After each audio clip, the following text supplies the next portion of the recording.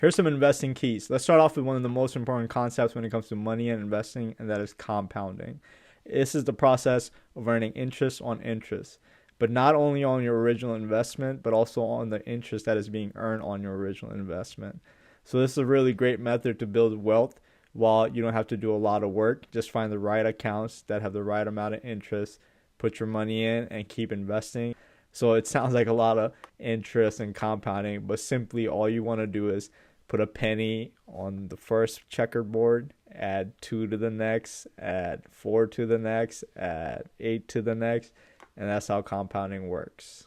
The sooner you start and the longer you go, the more money will compound. That's one of the basic principles of compounding. Longevity and patience are the main components. Time in the market is much more important than going in and out of the market. Once again, with the compounding and the consistency and the patience, you'll see how much wealth you can really grow without batting an eye, without losing any sleep, without putting in sweat equity. That's the beauty of basically earning compounding interest. It just keeps going, and the more you put in, the more boost you give it. Okay, so now you understand compounding. You understand how the longer you're in the market, the better it gets. You also understand how going in and out isn't as efficient. So the next step is, how do you do it where it becomes part of your lifestyle? One of the most recommended advice is whenever you get a pay raise, whenever your income increases in some way, what you want to do is you want to take 75% of that and put it into your savings wherever it is compounding. Giving these type of boosts to your long-term savings that are compounding gives it an amazing jump. And long-term, you realize how beneficial it is, because it basically embeds a system into your life. So, hey, instead of taking this money and increasing my expenses, I'm increasing my savings. And over time, it allows you to become extremely, extremely wealthy. The next investing key is get rid of all bad debts. These are debts that are on your credit card. These are debts that have high interest rates. These are debts that you know you can pay off and save your interest payments on it. Essentially, any bad debt is that prevents your compounding from growing. It's basically taking away from money that you could put in your savings. It is money that you could be growing. So any bad debt, whether it's even a student loan that you know you can pay off and reduce your interest payments, get that out of the way ASAP, and then put more money into your savings that you could be paying on minimum payments on loans. That interest that you're going to be saving will become part of also your compounding factor to grow your money much faster and efficiently. Another investing key is make sure you have enough saved up for 6 months worth of expenses. Anything can happen, whether you can lose your job, there could be any type of emergency, you can have any natural disaster. So always keep money saved up for 6 months. It could be also in another interest account that doesn't have any deadlines or any penalties when you pull your money out ahead of the time. So find a way to save money for 6 months and have that compounding somehow, and you will be much more secure in your lifestyle. And when you even look at your bank account, or in those days, if you're an entrepreneur, you don't make enough money, you can always just pull out your phone and look at your savings, see it growing. Here are 3 investing experts and leaders that you must get to know. First, we have Jim Collins. Second, we have Tommy Lee. Third, we have Peter Thiel. Now, Peter Thiel is more than just an investor. This guy is part of the original PayPal mafia. I'm one of the earliest people to get on eBay and PayPal. And without Peter Thiel being on eBay, it would have never been that easy to basically be sending money through the internet, because he was one of the people who created PayPal, part of the PayPal mafia, like I said, which Elon Musk is part of, and a lot of other great investors that are still around in that billion level and market level were part of that team. But Peter Thiel, he's extremely well experienced in starting businesses from the ground up, investing in startups. This guy is immensely educated and knowledgeable when it comes to just business and investing as a whole. His history is proven by being a real entrepreneur, and his future is also on a different level, because some people really hate Peter Thiel. They believe he's literally the Antichrist, and the statements he makes sometimes are very questionable. The way he thinks, it's very questionable. I mean, this guy's been a billionaire for so long. You have to imagine that he can't relate to the regular person. He can't relate to the regular issues that people have. So he's a very polarizing figure when it comes to the world because he's involved in politics too. He's the guy who funded J.D. Vance. Without him, J.D. Vance would not be the vice president of the United States of America. But you need to check out all his works, his history, and his book, his legendary book, which is called 0 to 1 Notes on Startups or How to Build the Future.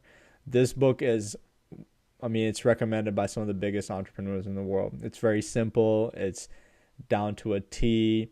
It explains how Peter Thiel thinks about startups, how he thinks about how they grow. He thinks about how to make them successful. Let's talk about stocks in the markets. It's been an insane week, basically tug-of-war between geopolitics and surprisingly optimistic economic data. With war-driven inflation, gas prices are high, energy prices are high, which is going to be connected to everything. We're still seeing a lot of easing whenever Trump comes out and says something about a peace negotiation. From Monday, April 6th to Friday, April 10th, 2026, we've seen kind of a little bit of a jump back. S&P 500 was up 3.36%. Nasdaq was up 4.4%. Dow Jones was up 2.96%. Gold was up 3.49%. Now, a lot of this, helped erase what happened in March, but at the same time, the inflation that we're seeing at the gas stations, it's killing any type of recovery at all. And once again, we're just at the tip of the iceberg. With all these expenses going up, stock market is not going to keep reacting in this manner. There's only so much people can keep buying when there's so much drop and so much volatility. Psychologically, this is one of the most draining situations that I've experienced. COVID was the closest, but honestly, COVID was so much easier to figure out, which is insane because we're dealing with the president of the United States of America. And the virus, on the other hand, the virus was easier to deal with, which was killing millions of people on a daily basis, than a president who cannot make a decision, who cannot tell the truth, whose cabinet just seems dysfunctional at a level where they don't understand geopolitics and they don't understand how difficult war really is. Now, the tech sector, obviously, once again, dealing with software and anything that's not AI related is taking a hit. But data infrastructure, AI infrastructure, that's keeping the market up and the macro noise down. The trade has remained dominant as far as anything related with data centers, but we did see a little bit of shakiness when it came to memory. With what's happening in memory, Google just announced a new method of compression with AI when it comes to memory, and this could slash memory requirements down by 6 times. Though it recovers slightly back. Intel saw like a major pop in its stocks with the deal they made with Apollo. It's a $14 billion deal to buy back Apollo's stake in its Irish semiconductor plant, which is seen as great upside for all teams affiliated. So overall, the market is seeing some level of optimism still with AI and software and data infrastructure. But all these things really are fighting a macro noise that is not noise, essentially. To me, what's happening in Iran is the biggest disruptor, surprisingly surpassing tariffs. Like, we haven't heard anybody talk about tariffs. We haven't heard anybody talk about Epstein. Basically, all the major issues prior to the war are irrelevant now. This is how disastrous this decision has been by the Trump administration. Or beneficial. I mean, it's beneficial to them as far as people aren't talking any more shit to them. But when it comes to midterms, they're going to lose all because of this war. Investors are dealing in a market that's good news is bad news, which isn't the best environment to be in. The strong labor market shows the economy is durable, but once again, there is no real wage growth. The durability is coming from jobs that people necessarily don't want. The college grads, they can't find great jobs. The master level graduates, they can't find the best jobs with the pay they expected. So there is this weird just aura of the jobs report where we did see a greater increase in, March report, but going into April, it'll stay along because now the weather is changing and maybe somehow out of nowhere, the society's going to take a complete switch because we're panicking with the war. Teenagers might start working again, which hasn't happened since COVID. In my restaurants, I haven't hired a single teenager since COVID, where majority of my front end team used to be all teenagers, whether they were high school workers or fresh college students. So looking at that as we head into mid-April, all eyes are on whether the tentative peace talks can actually cool the energy prices currently feeding the inflation fire, or at the same time ease all over inflation that we will face if this thing is pushed any further. Because people will start panicking. You're going to see people rushing to grocery stores and other Asian countries rushing to gas stations. Basically, we will be the last to feel the pain, but when the entire world is under this pain, they're going to react towards the U.S. in a certain way, because we are the ones who are dragging this war on more than Iran is, because Iran isn't on the defensive and Israel just keeps attacking whoever they want. While the equity market was trying to claw its way back to where it was at due to the setbacks of the war, crypto market is seeing its boom finally. We made a significant recovery of its own during the April 6 to 10, 2026 week. Bitcoin surged over 7%, breaking through the critical multi-month ceiling. And that's given an immense support that it's needed. Bitcoin, basically, the price around April 10th is at 72,984, which, like I said, weekly performance is up 7.2%. It broke the 71K marker, which was a resistance and highest level since February. Ethereum is at around 2,244. It's up 6.7%, boosted by a pivot in Ethereum foundation strategy. Another key factor is Iran saying any billings that they're going to issue for crossing the Strait of Hormuz will be in crypto. So right after that, we saw immediate boost, because this is the first time Iran has ever mentioned dealing in crypto with such government policies. And it's a great upside for the overall market. Now, crypto in the U.S., the biggest factor is the Clarity Act, which almost passed, but then it didn't go through because there was issues with banking industry lobbyists saying that they didn't want the policy for crypto to make money through staking, which is basically like making interest payments to whoever's working with crypto. The bank said they didn't want that. Everything else was sort of okay with them, but they think that this is going to encroach onto their industry, which is obvious. The whole crypto market is going to encroach on the banking industry. If they're not changing, if they're not switching, then they're going to fall behind. Where crypto is coming, this is already established industry. It's a multi-billion-dollar industry, which nobody's going to take a step back on. So the Clarity Act is going to get passed through, and the Trumps, man, they're making billions off of crypto already. So it's not like they're going to not allow that. Their whole cabinet is full force behind this. At this point, it just needs to pass through so there's, some easing on the economy. If we see this, we will see a big jump in crypto, which just seeing what Iran has said, what Trump has said, and obviously everybody within Congress and Senate is pretty much down for this bill. You will see crypto become a legitimate part of the American economy, whether it's going all the way to the Treasury, the Feds. It's going to be in everything. There was tremendous institutional interest in Ethereum because it reached that new milestone as the ecosystem matured.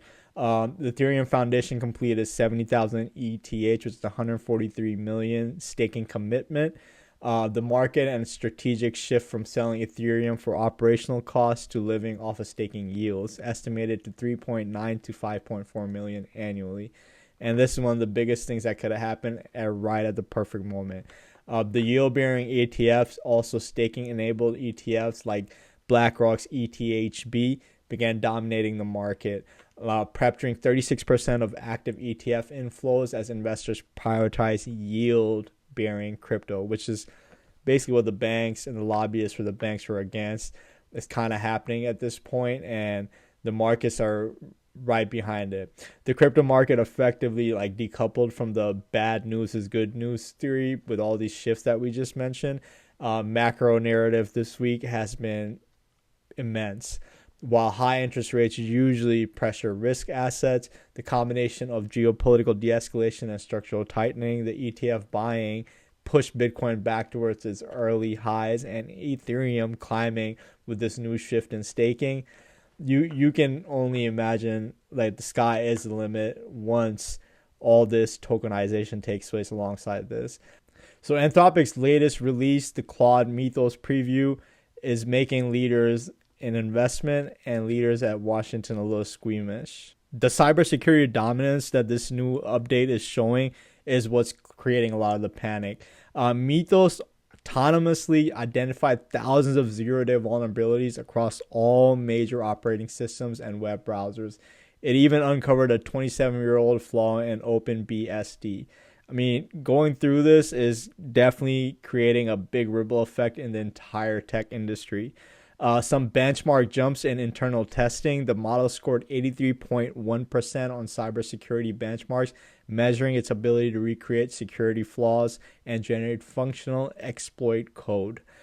Due to the model's ability to exploit software vulnerabilities at a pace for beyond human researchers, Anthropic has blocked a general public release for safety reasons. Instead, they launched Project Glasswing with limited access. The model is currently restricted to a gated research preview for approximately 40 organizations critical to infrastructure. This shows like they're basically capping off their capabilities before they put out the entire full force system. I mean, AI is here. It's not far away from AGI if it's developing this fast. Based on where we were at 6 months to now, this is like going to the moon all over again. On the news of Anthropic's cybersecurity prowess, you saw a major dip in a lot of cybersecurity companies, software companies like CrowdStrike, which I'm a big believer in. I have a big swing trade running on that because I don't believe any of these changes are going to take away cybersecurity that fast, that quick, and that efficiently, especially companies like CrowdStrike that are working on their own AI and are seeing year-over-year growth, seeing quarter-over-quarter growth, implementing softwares with some of the biggest enterprises. I just don't see it vanishing that quick, but I do seeing them maybe partnering up with other AI firms that are guaranteeing a whole level of cybersecurity.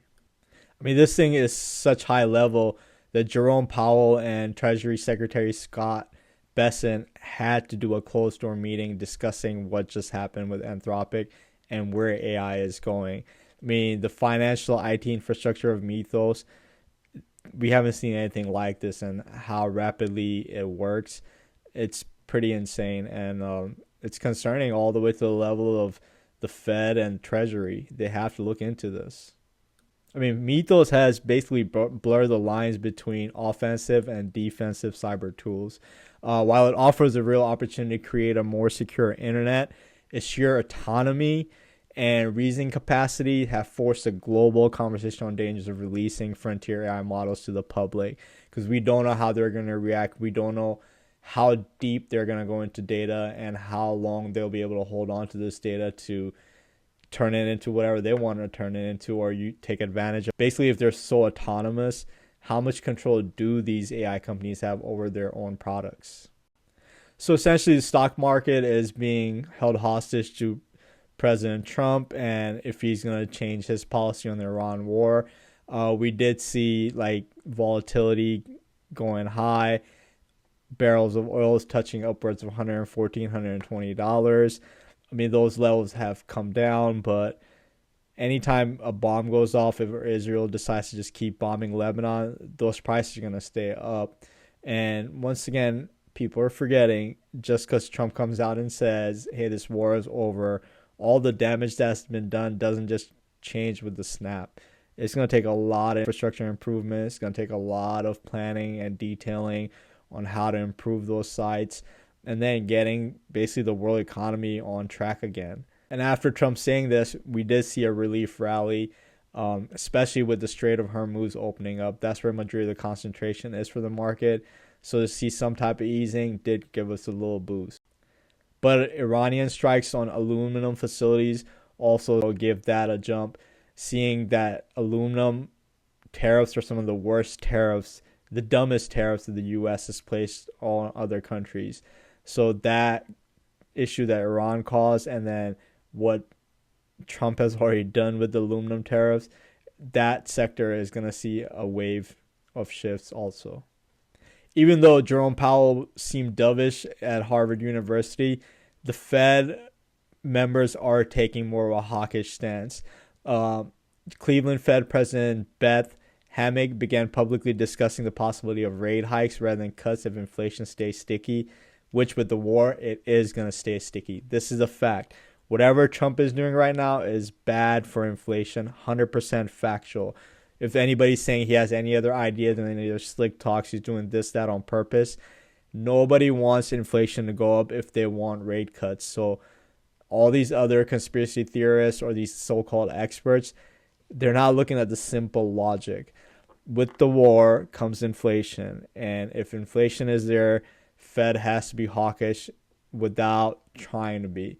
If this war hadn't happened, the Fed would have reacted in more of a natural tone based on data. Right now, they're more focused on the macro conditions and the entire economy of the world being disrupted based on their decisions. And then the March jobs report, which was slightly optimistic, threw another wrench into the decision making on interest rate. I mean, there's just too many variables. Even though, once again, I don't think the jobs report should be looked at as something that's optimistic. There's a lot of skepticism from my side, working in restaurants and having a tech company and doing content. Basically, all these things allow me to just analyze things on a different format, looking at geopolitics, looking at wholesale products, creating products to be sold in the retail environment, paying utility bills, getting supplies not on a wholesale level when we can't based on tariffs because a lot of our stuff comes from India, Pakistan. It's just all these various decisions allow me to basically narrow things down, saying inflation is here, it's going to cause issues. Even though jobs seem to have an uptick in March, it wasn't for valid reasons. Looking at ICE's immigration policies, removing all these illegal immigrants or immigrants that aren't illegal but are working, is going to affect the entire market in a way where it's not going to be beneficial. It doesn't help us out at the restaurant level. So how is it going to help out corporate level where you require a slight bit more higher echelon of employees? So all these things are negative in my side. Finally, with the war, it's ironic that Pakistan is the nation that's being chosen to mediate these negotiations between Iran and the United States of America. And when these discussions are happening, Israel and Lebanon don't get a say-so, but that war, I think, is directly attached to this. Because when the initial ceasefire came out to be agreed upon, the reason Iran backed off was Israel went out and bombed Lebanon 100 times less than in an hour in a complete residential area. Which, if you go to my older vlogs, I said it. As soon as U.S. agrees to even a deal, Israel is going to outright just bomb the living shit out of whoever they can. And that's exactly what they did, because they don't want these negotiations. They don't want allow Iran to move freely. That's the biggest issue in this whole war, is Israel and their control over Trump and his family. Now, Jared Kushner, he's a Zionist Jew. Ivanka Trump married him, and guess what? Now Judaism is within their bloodline. So they're all going to think on this extremist level, and they're going to all think Shias are their biggest enemies on earth. Iran is being defensive. They haven't gone out of the way to do anything that you can say is a crime of war, where the U.S., on their first attacks, committed a crime against war when they struck the school full of little girls. So essentially, when it comes to rules of war engagement, Iran is ahead on that. So if Israel doesn't allow these negotiations to go through and doesn't stop this war, it'll be their greatest achievement. Now, one thing that's come out of this war that has proven the case for the entire world, once again, is that a lot of people are ignorant to the facts of global geopolitical system. They just don't understand how everything is so interconnected and how such big ripples can be caused in the economy. When you speak to a general person or even an educated person in the United States of America that's coming out of college, they really believe America is so great, our military is so great, our history is so great that we can't fathom losing a war to a country like Iran, which is so backwards, which is so dumb, which is so tribal. Like, it's insane to me with the level of technology we have, the level of communication we have, that people still live in such ignorance. It's more of a psychological thing, because this happens when I talk with some of my younger friends, when I talk with some of my American friends. Basically, it's a lot of Americans, because whenever I'm talking to people outside of America, they kind of have a better grasp of what's happening. Where in America, people just think we can bulldoze and power our way through fixing all these things. Where no, I mean, if COVID wasn't your learning lesson on supply chain and interconnectedness of the global markets, then you're really far behind on your knowledge and education. And these are the type of people who shouldn't get to vote. Because of these people, we get leaders like Trump and a lot of people, even the Democratic Party, who just aren't educated, who just don't understand the nuances of geopolitics, connectivity, supply chains, from oil connected to even your nail polish. Like, all that stuff gets affected when stuff like this happens. Yeah, we have nuclear weapons, but once it comes to using nuclear weapons, it's not about power. It's not about diplomacy. It's about the world ending. It's about World War III. It's us destroying ourselves.